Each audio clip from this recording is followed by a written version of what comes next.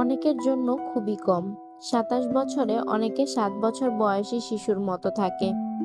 শুভ্রকে নিশ্চয়ই তুমি শিশু ভাবছ না? ইয়াজুদ্দিন জবাব দিলেন, না। বুকে চাপ ব্যথাটা আবার ফিরে এসেছে। একই সঙ্গে চোখ জড়ানো আসছে ঘুমে। ফ্যান বন্ধ করে দেওয়া ঠিক হয়নি। গরম লাগছে, ভ্যাপসা ধরনের গরম। রেহানা উৎসুক গলায় বললেন, ঘুমিয়ে পড়েছ? না। তোমার কি জাবেদ সাহেবের কথা মনে আছে? পুলিশ এআইজি ছিলেন, বিয়ে করেছেন বরিশালে, মনে আছে? আছে। ওনার এক ভাগ্নি আছে, ডাকনাম শাপলা। মেয়েটা খুব সুন্দর, টিভিতে গান গায়, বি গ্রেডের শিল্পী, নাটকও করে।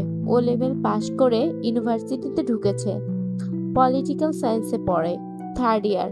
গায়ের রং শুভ্রের মতো না হলেও ফর্সা। তুমি কি মেয়েটাকে দেখবে? আমি দেখবো কেন? তোমার পছন্দ হলে শুভ্রের জন্য আমি মেয়ের মামা জাবেদ সাহেবের কাছে প্রস্তাব দিতাম। বিয়ে করবে শুভ্র, আমার পছন্দের ব্যাপার আসছে কেন? শুভ্রের কোনো পছন্দ অপছন্দ নেই, মতামত নেই। ওকে বিয়ের কথা বললেই হাসে। ইয়াজউদ্দিন জড়ানো গলায় বললেন, এখন ঘুমাও, ভোরবেলা কথা বলবো। ইয়াজউদ্দিন পাশ ফিরে শুয়ে রইলেন। কোনোভাবে শুয়েই তিনি আরাম পাচ্ছেন না। বারান্দায় চটির আওয়াজ পাওয়া যাচ্ছে। শুভ্র হাঁটছে, বারান্দার এ মাথা থেকে ও মাথায় যাচ্ছে। রেহানা, হুম। শুভ্র কি বারান্দায় হাঁটাহাঁটি করছে? কই না তো, মনে হচ্ছে চটির শব্দ শুনলাম। ভুল শুনেছ, শুভ্র চটি পরে না। ও আচ্ছা। ইয়াজউদ্দিন চিত হয়ে শুলেন। তার মস্তিষ্ক নিশ্চিত উত্তেজিত। উত্তেজিত মস্তিষ্কে চটির শব্দ শুনেছেন। তার শরীর তাহলে ভালোই খারাপ হয়েছে। এমন কি হতে পারে তিনি ঘুমের মধ্যে মারা যাবেন? ঘুমিয়ে মৃত্যুর ব্যাপারটা প্রায় কখনো না বললেই হয়। প্রকৃতি মানুষকে জাগ্রত অবস্থায় পৃথিবীতে নিয়ে আসে, নিয়েও যায় জাগ্রত অবস্থায়। তাই বেলায় ব্যতিক্রম ঘটবে কিছু। তবু ভয় লাগছে। রেহানা, কি? পানি খাবো। রেহানা উঠলেন। পানির জন্য একতলায় যেতে হলো। দোতলায় ছোট্ট একটা ফ্রিজ আছে, সেখানে পানির বোতল রাখা হয়নি। ইয়াজউদ্দিন বরফ শীতল পানি ছাড়া খেতেই পারেন না। রেহানা পানির বোতল ও গ্লাস নিয়ে দোতলায় উঠে এসে দেখে নিয়াজউদ্দিন খাটে পা ঝুলিয়ে বসে আছেন। তার মাথার উপর ফ্যান ঘুরছে। শোবার সময় পাতলা পাঞ্জাবি গায়ে দিয়ে শুয়েছিলেন, পাঞ্জাবি খুলে ফেলেছেন। তার কপালে বিন্দু বিন্দু ঘাম। তিনি এক চুমুকে গ্লাসের পানি খালি করলেন। ঘড়ি দেখলেন, 3টা বাজতে চলল। রাত শেষ হবার খুব বেশি দেরি নেই। শুভ্র কি জেগে আছে? মনে হয়। ঘরে বাতি জ্বলছে। ওকে একটু ডাকো তো। এখানে আসতে বলবো? না, বারান্দায় এসে বসতে বলো। তুমি ঘুমাবে না? আজ আর ঘুমাবো না, ঘুম আসছে না। চা খাবে? চা করে দিব? দাও। রেহানা চা আনতে গেলেন। ইয়াজউদ্দিন বারান্দায় এসে বসলেন। প্রায় সঙ্গে সঙ্গে শুভ্র এসে বাবার পাশে বসলো। শুভ্রর হাতে একটা বই। অন্ধকারে বইয়ের নাম পড়া যাচ্ছে না। বই বেশ মোটা।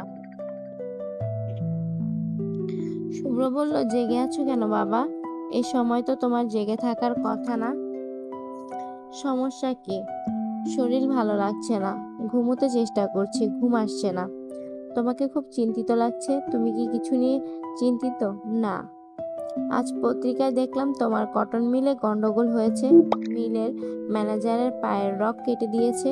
তুমি কি এ ব্যাপারে নিশ্চিত? আমি যখন ঘরে আসি তখন আমার বাইরের কর্মজগৎ ঘরে নিয়ে আসি না।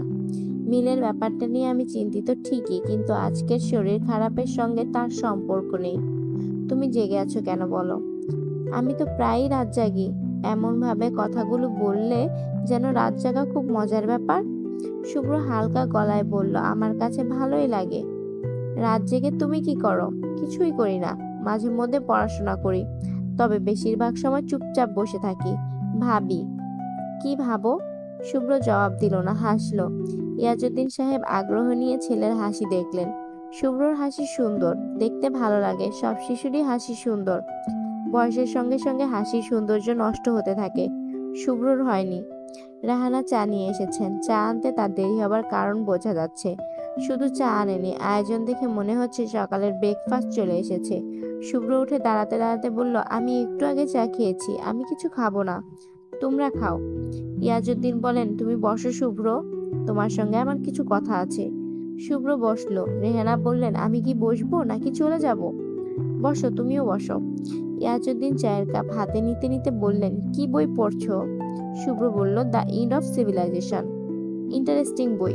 না বাবা, কঠিন বই, নানান থিওরি। পড়তে ভালো লাগে না। পড়তে ভালো লাগে না তাহলে পড়ছো কেন? যা আমার ভালো লাগে না তাও করে দেখতে ইচ্ছে করে। ইয়াজউদ্দিন সাহেব কথা খুঁজে পাচ্ছেন না। আবহাওয়াটা চট করে অন্যরকম হয়ে গেছে। এখন মনে হচ্ছে তিনি কোনো একটা মিটিংয়ে বসেছেন। কোম্পানির জরুরি বিষয় নিয়ে আলাপ আলোচনা করছেন শুভ্রের সঙ্গে। রেহানা তার পিএ, সে নোট নিচ্ছে। এক্ষুনি পিপ করে ইন্টারকম বেজে উঠবে। রেহানা বলবে, স্যার আপনার জরুরি কল। আপনি কথা বলবেন, লাইন দেব? বাস্তবে তা হলো না। রেহানা খুব খুশি খুশি গলায় বললেন, তুমি শুভ্রকে জিজ্ঞেস করো তো ও বিয়ে করতে চায় কিনা।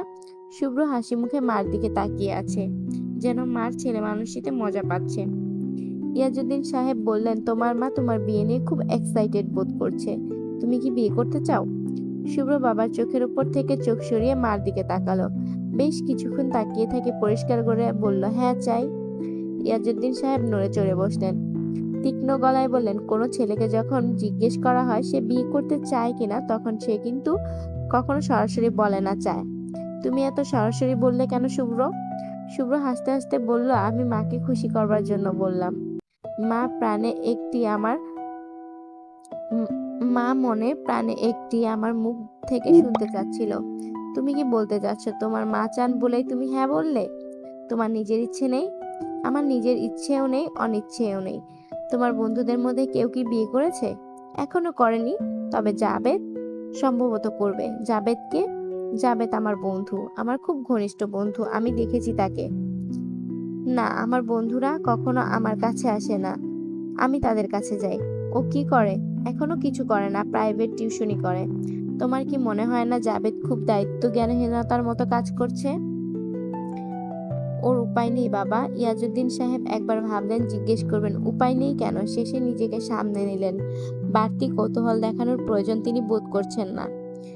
কিন্তু তিনি প্রয়োজন বোধ না করলেও শুভ্র করছে। সে খুব আগ্রহ নিয়ে বলল, জাবেদ আসলে দারুণ সমস্যায় পড়েছে। ও যাকে বিয়ে করবে তার নাম কেয়া। বড় বোনের বাসায় থাকে। বড় বোন ও দুলাভাই দুজন বেচারিকে নানাভাবে যন্ত্রণা দিচ্ছে।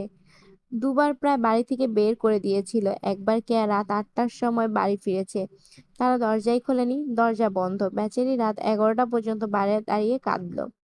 ইয়াজউদ্দিন সাহেব বললেন, কেয়ার সঙ্গে কি তোমার পরিচয় আছে? হ্যাঁ, পরিচয় আছে। খুব ভালো মেয়ে। গম্ভীর হয়ে থাকে, কিন্তু মাঝে মাঝে এমন হাসির কথা বলে। প্রাইভেট টিউশনি সম্বল করে একটি ছেলে বিয়ে করে ফেলতে চাচ্ছে। তোমার কি এটাতে হাস্যকর মনে হচ্ছে না? জাবেদের কোনো উপায় নেই বাবা, ওকে প্রাইভেট টিউশনি করেই খেতে হবে। প্রাইভেট টিউশনি করে খেতে হবে কেন? ও বিয়ে পরীক্ষায় 3rd ডিভিশন পেয়েছে। ওর পরিচিত বড় আত্মীয় স্বজনও নেই। ওর ধারণা ও কখনো চাকরি পাবে না। ইয়াজউদ্দিন সাহেব গোপন একটি দীর্ঘ নিঃশ্বাস ফেললেন। তার ছেলে কাদের সঙ্গে মিশছে? এরাই কি তার বন্ধু বান্ধব?